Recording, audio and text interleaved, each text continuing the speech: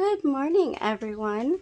I've been wanting to make like a black, dark colored kirtle for a while, medieval kirtle. So I did get some linen from a Joann's sale. So it's been washed and dried, and I'm gonna get started. Right now it should be Friday morning, yeah.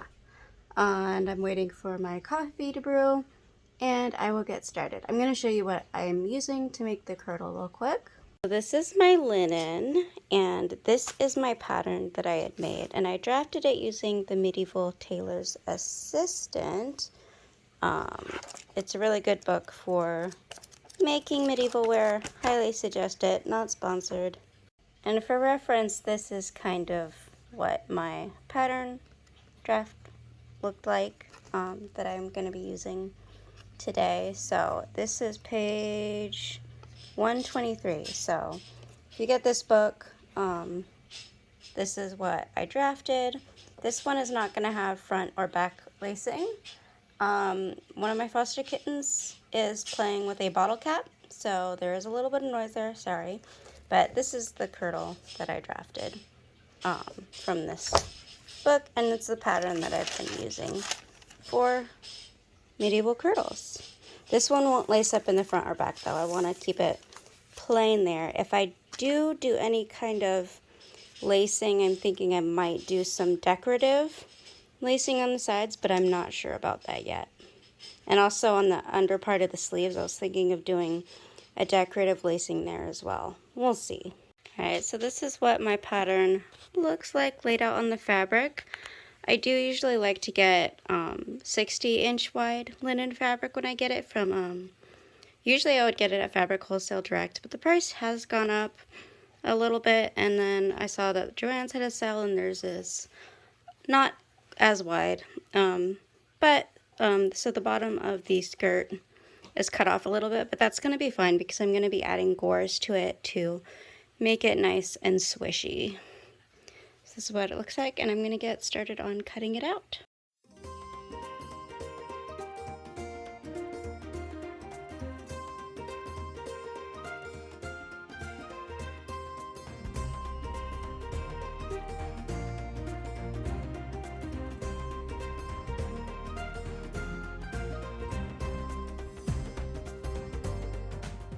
Okay, so the two main body pieces of the kirtle are cut out, and these are the pieces that are left that were cut away from the sides of the dress, and they're the perfect shape to use as my gores. So I'm going to be thrifty and use the pieces I cut away from around the dress as my gores. So what I'm going to have to do is I will be sewing these pieces together so that when they open up, it's the full bigger gore. So I'll be sewing them together since it's 2 layers. I cut the dress out on the fold, so these are going to be my gores. Alright, so I just pinned on half of the gores. So I have 1/2 of a gore pinned here and 1/2 of a gore pinned here. And then I'm going to repeat this on the other side of the dress, clipping a gore piece on the other back side of the dress on each side, and then those will be sewn down the center, sewing both the sides of the dresses together and the gores together because I think these gores are going to end up being pretty big actually. So that's where I am. I'm going to sew these together, these gores, and that'll make the skirt nice and full.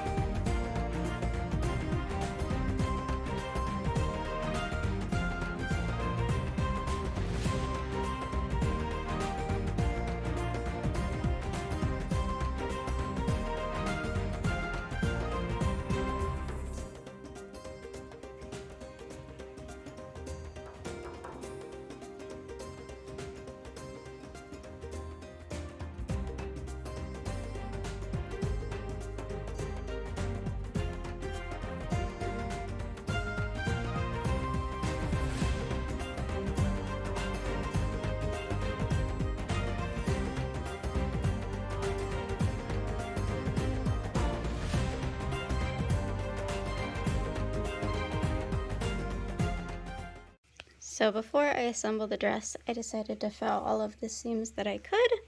I just figured it would be easier before the whole thing is assembled. So this is where the gore is inserted. I folded the edge in, and I'm felling all of the seams by hand. I've also already filled the seams of the sleeves that I have draped up here. I'll just need to turn these edges in twice, and that edge will be done.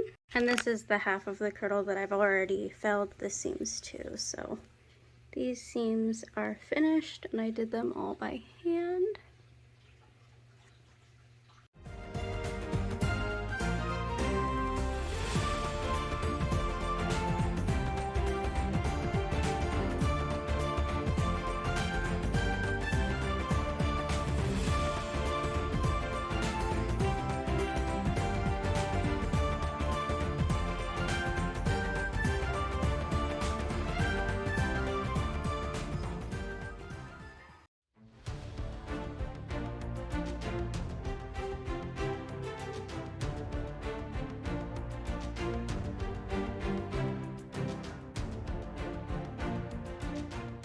So the kirtle is mostly sewn together. What I just did was I folded in the edge so that I can fill it, and I pinned that in place, and I'm just going to work on filling these last two seams by hand. So over on this side and that side. I also actually do need to fill the shoulder straps as well. I didn't pin those, but I will do those as well.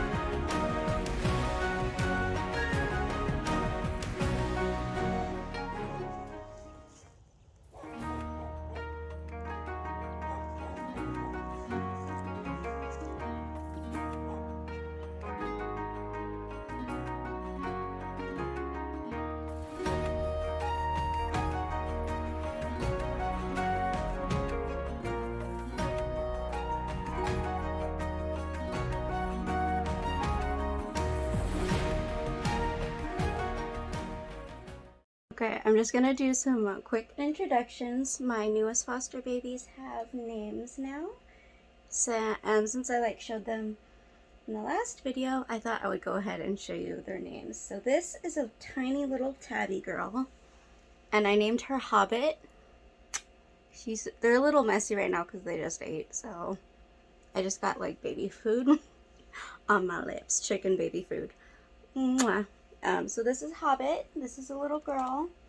The other little girl is Rosie Cotton. She has little paws, so I kind of call her Rosie Cotton Paws. Yeah. She does pretty well at eating on her own, actually, from a dish, but I still do syringe feed her. And then we have, this is a little boy. I named him Fangorn, after Fangorn Forest. If you notice the theme, it's Lord of the Rings. Okay. And so he's a little male gray tabby. And then, oh my gosh, where'd you go? There's another male gray tabby, but he has white paws. And his name is Isengard. He's so cute. He bit my finger, though. That's why I named him Isengard. He was hungry. It wasn't his fault. Where did my other baby go? Okay. Oh, there you are. And then the last one, he is the darkest colored little male tabby. Well, the darkest colored of them all. And he's just a sweet little baby boy. He clings to me. But I named him Aragorn. He's kind of my favorite, but I love them all. They're so cute. They were going to be just temporary fosters where I would keep them for a couple days, but I actually ended up keeping them because after I picked them up, they were so cute, and I was like, would it be crazy if I just kept them?